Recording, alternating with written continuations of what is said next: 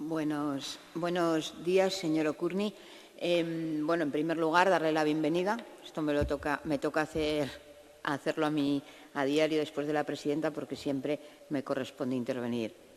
la primera. Agradecerle, evidentemente, su aportación a esta comisión, que efectivamente es una comisión que se viene produciendo, como usted ya sabe, en distintas comunidades autónomas y en el ámbito del Congreso de los Diputados, y que desde nuestro punto de vista debe darnos la oportunidad de repensar y replantearnos cuál es el modelo de sociedad en la que queremos vivir, y esto tiene una importancia mayúscula también en torno al modelo de construcción europea. Y efectivamente, bueno, yo le quería plantear varias cuestiones. Hace usted referencia a la inversión que desde la Unión Europea se va a hacer en toda la Unión Europea, evidentemente, para contribuir a la recuperación de la crisis económica y sanitaria, y social, que como consecuencia de la crisis sanitaria parece en la que vamos a estar inmersos. Por un lado, le quería plantear varias cuestiones, y es que efectivamente parece que ahora todo se fía a las consecuencias de esta crisis sanitaria, pero ya se anunciaban unos procesos de desaceleración que podían augurar ya con anterioridad a esta crisis, que se ha precipitado como consecuencia de ella una crisis cíclica del propio sistema que entraba en desaceleración en toda la Unión Europea. Y en este sentido, bueno, pues efectivamente hay una partida presupuestaria para contribuir a esto que, como usted sabe o como usted sabrá, no llega nada más que a un tercio de lo que por parte del Parlamento Europeo se propuso con anterioridad, de un Parlamento en el que, si yo no me equivoco, usted forma parte. Y también, y si bien es cierto que parece una partida muy importante, también es verdad que las consecuencias parecen que van a ser más grandes, y si considera usted que es suficiente con esta partida y o si es posible que podamos aumentar esta dotación presupuestaria para abordar con la intensidad requerida las consecuencias de la misma en el ámbito de la Unión Europea. Y también quería plantearle, bueno, este es un debate que usted conoce porque es español o por lo menos es medio español, ¿no? Que es el debate que se está produciendo también en nuestro país, que es luego el reparto de esos fondos dentro de nuestro propio territorio, y si se debe atender a criterios poblacionales o a criterios de sufrimiento o de número de afectados como consecuencia del COVID-19. Y si ese debate, yo quería plantearle si ese debate se está produciendo en igualdad de condiciones en la Unión Europea, en el Parlamento Europeo. Si yo no me equivoco, están todavía en una reunión del Consejo delimitando este tipo de cuestiones, entre otras, y quería pues saber si tiene alguna información al respecto. Evidentemente coincido con usted en que la Unión Europea es más que un banco, pero a veces desde los Estados miembros nos puede parecer que solo es un banco, porque le quería también plantear preguntas concretas en torno a cómo le parece que se ha definido una Unión Europea que, desde nuestro punto de vista, tiene grandes déficits democráticos, en el sentido en que no hemos sido capaces, o desde nuestro punto de vista no hemos sido capaces, de hacer una ciudadanía europea que nos garantice la participación directa, que al final se concreta en muchas ocasiones en un acuerdo entre los distintos Estados que se hace a través de los gobernantes. Es evidente que el Parlamento Europeo sí que es un órgano de elección directa, pero las competencias son competencias muy escasas en muchas ocasiones, y sí hay posibilidades de modificar o de ir avanzando en una construcción europea más allá de los ciudadanos, también más allá de un mero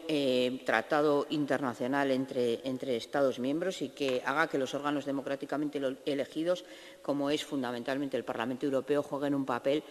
más activo en la elaboración. También quería plantearle, bueno, parece ser que la inversión que se va a hacer de los 750.000 millones de euros va a estar condicionado a las recomendaciones que la Unión Europea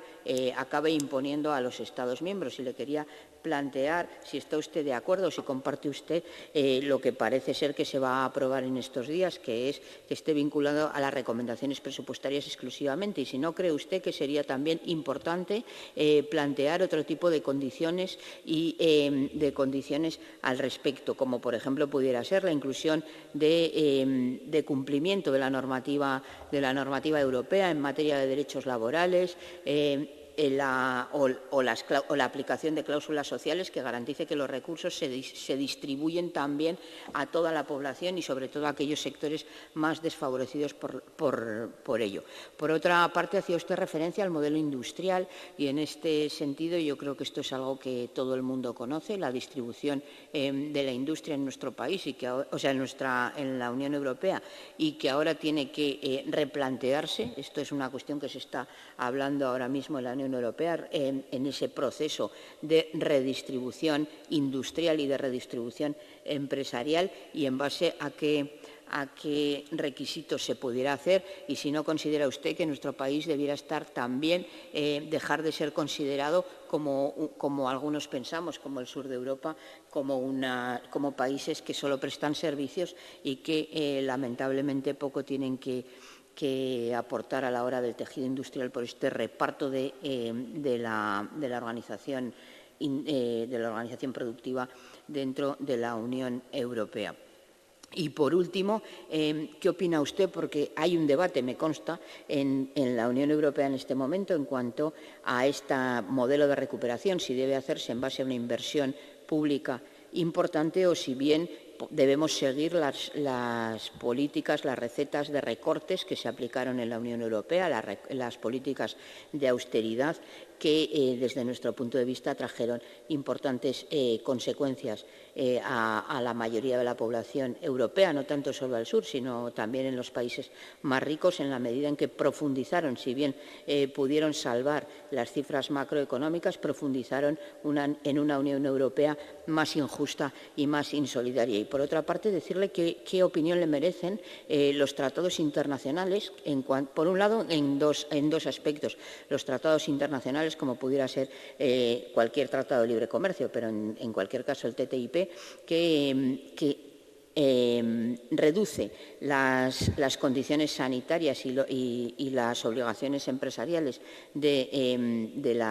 los determinados países y que, por tanto, nos sitúa como consumidores en una situación de inferioridad y como productores en una situación también de inferioridad de condiciones que atentan a la libre competencia en la medida en que obligamos a las empresas que producen en nuestro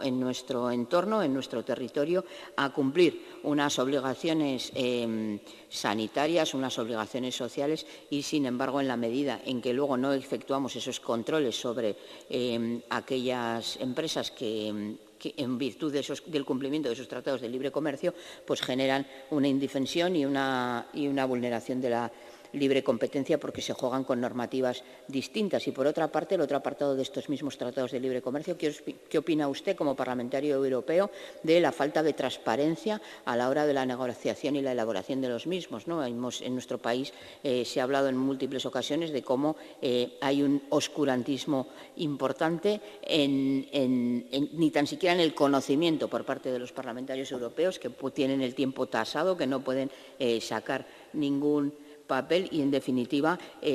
creo que es importante construir un nuevo modelo de organización territorial y, si no cree que es el momento, después de una crisis que lo ha revolucionado todo, de apostar por una Unión Europea que no solo busque la ampliación de mercados, sino que busque que los ciudadanos europeos nos sintamos parte de esto y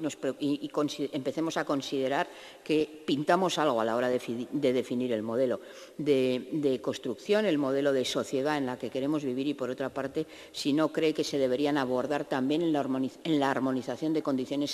salariales, fiscales y otra serie de cuestiones en la Unión Europea para evitar las discriminaciones que se pueden venir produciendo entre Estados y el dumping fiscal o laboral que se puede producir en nuestro entorno. Muchas gracias.